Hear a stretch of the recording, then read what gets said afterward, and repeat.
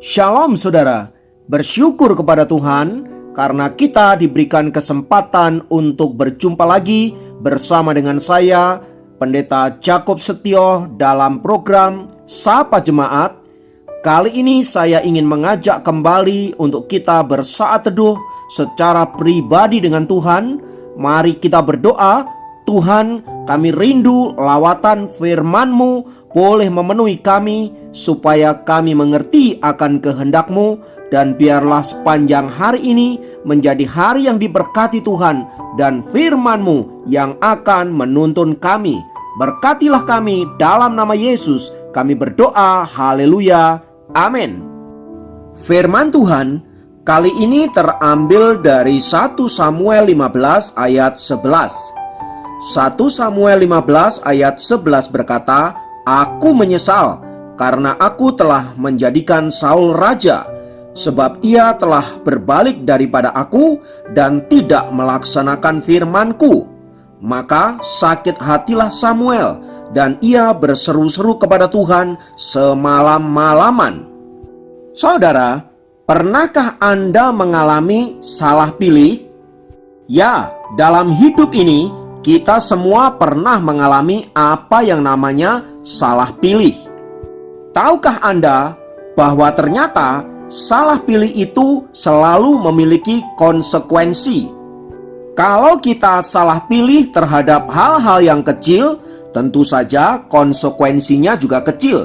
Tetapi apabila kita salah pilih terhadap hal-hal yang besar, terlebih menyangkut masa depan, bahkan kekekalan, maka dampaknya juga sangat besar.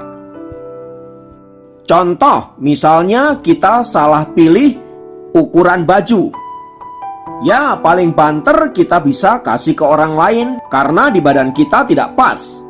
Atau juga kita bisa salah makan.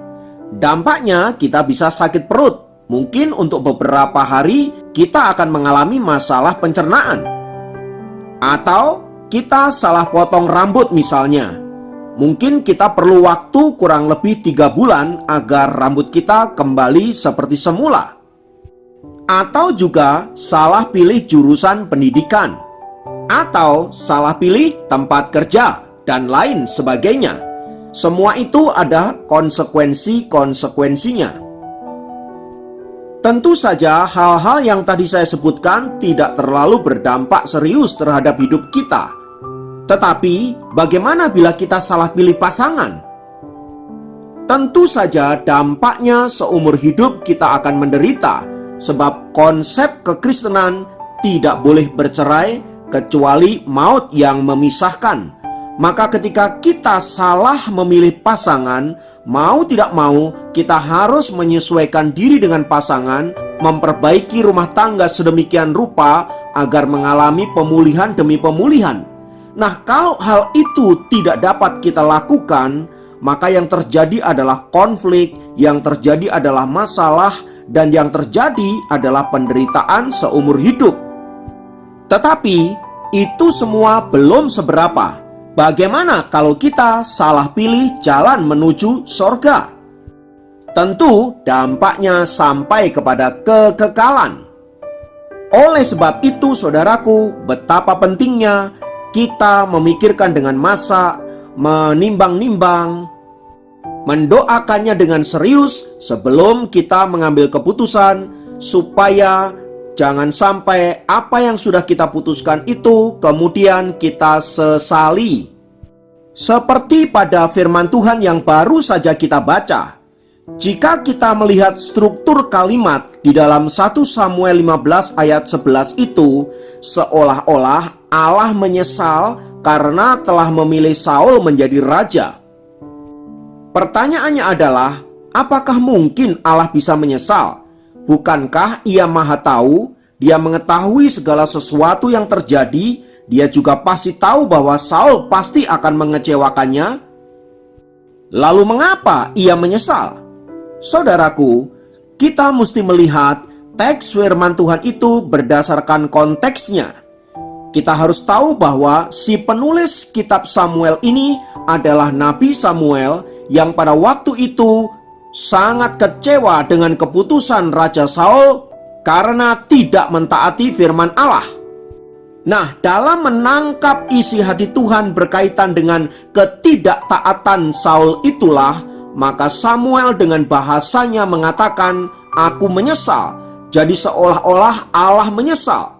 Padahal sesungguhnya ini merupakan ungkapan kekecewaan Nabi Samuel terhadap ketidaktaatan Saul.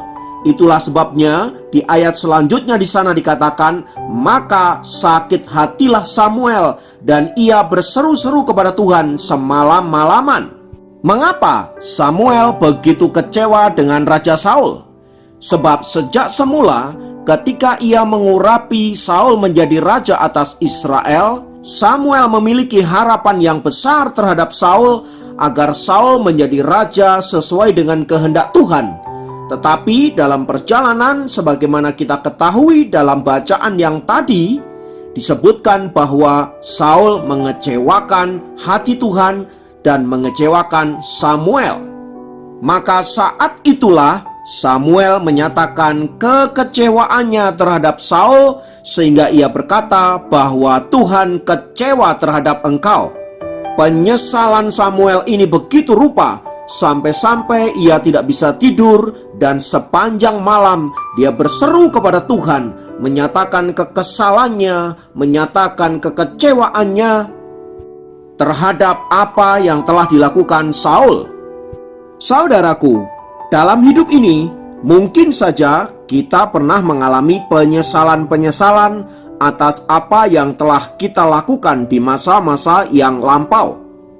Tetapi yang harus selalu diingat adalah bahwa masa lalu atau sesuatu yang telah lewat adalah bagian sejarah hidup kita yang tidak mungkin kita dapat hapuskan. Oleh karena itu, petiklah hikmah dari semua peristiwa yang pernah terjadi dalam hidup kita dan melangkahlah ke depan dengan harapan bahwa kita menjadi lebih baik dari hari yang kemarin. Sebab pengalaman akan menjadi guru terbaik apabila kita belajar di dalamnya. Karena itu, apapun yang pernah terjadi dalam kehidupan Anda di masa-masa yang lampau, mari kita tinggalkan semua itu, tataplah ke depan dengan harapan, dengan iman bahwa Tuhan pasti akan membawa kita menjadi lebih baik lagi dari masa-masa yang lalu. Percayalah, bersama dengan Tuhan, kita pasti menjadi anak-anak Tuhan yang berkemenangan dan menjadi lebih baik dari kehidupan kita yang lampau. Kiranya Tuhan memberkati. Mari kita berdoa. Kami naikkan pujian dan syukur kami untuk apapun yang telah terjadi dalam kehidupan kami, bagian dari sejarah kehidupan yang telah kami lewati. Oleh sebab itu, ajar kami untuk belajar dari masa lalu, dan biarlah kami sekarang menatap masa depan dengan penuh pengharapan, dengan satu keyakinan bahwa kami akan menjadi lebih baik dari hari-hari yang lalu. Terima kasih Bapa, berkat-Mu turun atas kami, dalam nama Yesus kami berdoa, haleluya, amin.